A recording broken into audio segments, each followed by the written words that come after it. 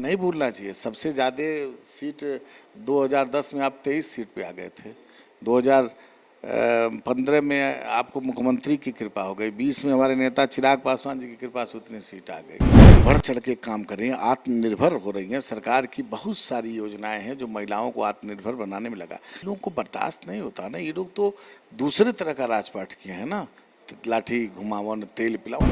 और इन लोगों को बिहार की जनता भी जान गई है, ये लोग रिजेक्टेड हैं। कितनों व्याकुल रहेंगे, इन लोगों को पुनः सत्ता नसीब नहीं होने जा रही। अभी बरसात जाड़ा तो लगा रहता है, ये सब हम लोग नहीं ध्यान देते।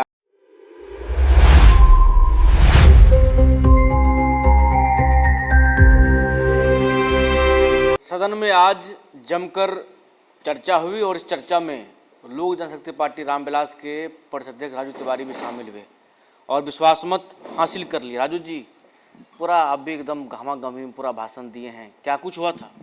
नहीं, क्या कुछ हुआ था, देखिए सदन लोकतंत्र का मंदिर है, एक सदन की एक गरिमा है और नेता प्रतिपक्ष मतलब जो लोकतंत्र के मंदिर में चुने हुए मुख्यमंत्री हैं, अपने वक्तव्य में उनको बधाई तक देना वो स्वीकार नहीं गए। ये दर्शाता है कि अंदर से बेचैनी है सत्ता के लिए। अरे भाई, सत्ता जनता के आशीर्वाद से वहाँ का रास्ता मिलता है और सत्य को स्वीकार करना चाहिए। तो देख रहे थे कि बार बार लालू जी के पाठशाला से, कांग्रेस के पाठशाला से, अरे भाई आप पहली बार उप मुख्यमंत्री हुए नीतीश कुमार जी की कृपा से, ये नहीं भूलना चाहिए। सबसे ज़्यादा सीट 2010 में आप 23 सीट पे आ गए थे। 2015 में आपको मुख्यमंत्री की कृपा हो गई। 20 में हमारे नेता चिराग पासवान जी की कृपा से उतनी सीट आ गई। तो जनता के बीच जनहित के मुद्दे की बात करिए, जनता के निर्णय को स्वीकार करिए। तो नहीं स्वीकार करेंगे तो फिर दहाई अंक भी पाना मुश्किल हो जाएगा। तो लोकतंत्र के मंदिर में चुने हुई सरकार का, चुने हुए जनप्रतिनिधि का, चुने हुए मुख्यमंत्री का इनको करना चाहिए, बधाई देना चाहिए, लेकिन कहीं से इनको पच नहीं रहा था। अच्छा राजू जी, महिला बिल को लेकर के जो हुआ है, आप भी एनडीए के पार्टनर हैं, आपके नेता एम और वाई की बात भी करते हैं, महिला युवा की बात भी करते हैं, लेकिन सदन में बिल गिर गया। कैसे देखते हैं? ये लोग तो कह रहे हैं भाई जो चुनाव का वक्त था इसीलिए आप लोग प्लान किए थे बंगाल चुनाव सबके लिए। देखिए, एक काला अध्याय है ये। वही राज्य में, बिहार में, बिहार की बात हम करते हैं। आप एक समय याद करिए, 5 से पहले महिलाएं शाम को निकलती नहीं थी। तो ये क्या जाने महिला सशक्तिकरण, क्या ये लोग काम किए आज तक महिलाओं के प्रति। आज देखिए महिलाएं त्रिस्तरीय चुनाव में बढ़कर चढ़ करके भागीदारी हो रही है। महिलाएं आज बढ़ चढ़ के काम कर रही हैं, आत्मनिर्भर हो रही हैं। सरकार की बहुत सारी योजनाएं हैं जो महिलाओं को आत्मनिर्भर बनाने में लगा। तो ये लोगों को बर्दाश्त नहीं होता ना, ये लोग तो दूसरे तरह का राजपाट किए हैं ना, लाठी घुमावन तेल पिलावन। तो ये संस्कृति जनता जानती है, जनता मालिक है और फिर आएगा, बिल पास होगा। लेकिन ये लोग कह रहे हैं भाई चुनाव था इसीलिए आप लोग ये हथकंडा अपनाए। आने दीजिए उनकी बात का, सब हम लोग अपने काम में। एक कहावत है, हाथी चले बाजार, उसके आगे का हम नहीं बोलेंगे। देखिए, हम यही एनडीए के नेताओं की अच्छी बात है कि हम लोग काम में विश्वास रखते हैं, काम करना चाहते हैं, काम करते हैं। इन लोगों को सिर्फ अनर्गल बात, उन्हीं एनडीए, आप देखिए महागठबंधन के ही नेता आज महिलाओं के बारे में क्या क्या टिप्पणी कर रहे हैं, क्या क्या टिप्पणी कर रहे हैं। देखिए, अरे ये लोग बेचैन हैं, व्याकुल हैं। जनता ने उनको रिजेक्ट किया है। पप्पू यादव के बयान कैसे देखते हैं? बहुत बुरा, जितना निंदा किया जाए कम है।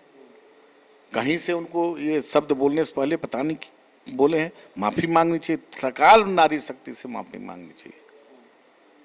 अच्छा, एक सवाल और ऐसे में है, पाठशाला की जिक्र होती है, तो क्या ये लोग कहते हैं क्या जो आरजेडी में थे इसीलिए आप क्या कहते हैं आज बने हैं, मुख्यमंत्री भी बने हैं? तेजस्वी यादव ने कहा भी। तेजस्वी यादव क्यों नहीं, तेजस्वी यादव बन गए, आज आरजेडी में है।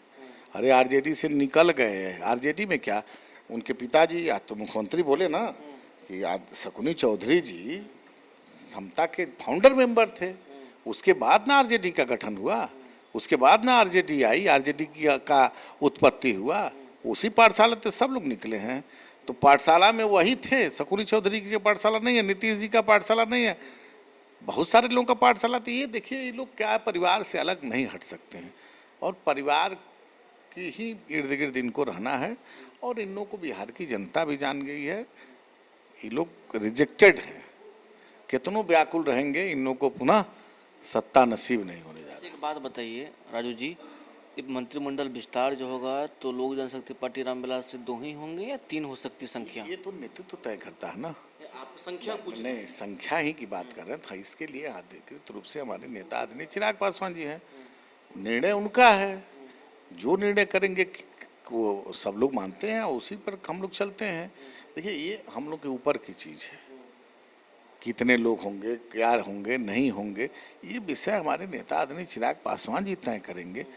और मुख्यमंत्री के कैबिनेट में कौन होगा, इसका विशेषाधिकार मुख्यमंत्री को है। यात्रा की चर्चा बहुत दिन से, यात्रा कब से शुरू होगा आपके नेता का? हो जाएगा, देखिए अभी बन गया है सब कुछ।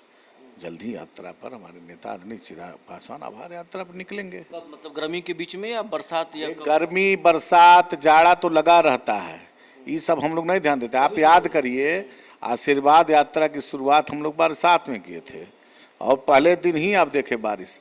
तो काम करने वाले मौसम नहीं देखते हैं, हर परिस्थिति में काम करना भाई। कब तक शुरू आता है? जल्दी विधिवत रूप से राष्ट्रीय अध्यक्ष जी के पास चला गया है। जब उधर से उनका सिग्नल हो जाएगा हम लोग निकाल लेंगे उसमें। और काम करने वाले गर्मी जाड़ा बरसात थोड़ी देखते हैं, हमेशा तो कभी जाड़ा रहता है, कभी गर्मी होगा, कभी बरसात होगी, ये तो चलता रहता है। तो क्या हम लोग देख करके बैठ जाएंगे? काम करेंगे। चलिए, तो हमारे साथ राजू तिवारी थे, बात कर रहे थे सदन में। आज इन्होंने भी पाठशाला वाले बयान पर इन्होंने भी खूब बोला, क्या कुछ कहा हमने आपको भी सुनवाया। अगर वीडियो पसंद आए तो लाइक करिए, शेयर कमेंट, अपना राय जरूर रखिए। सोनू के साथ Anshu news PR Patna. Big dreams need the right foundation. At Vidya Vihar Residential School, holistic education goes beyond classrooms.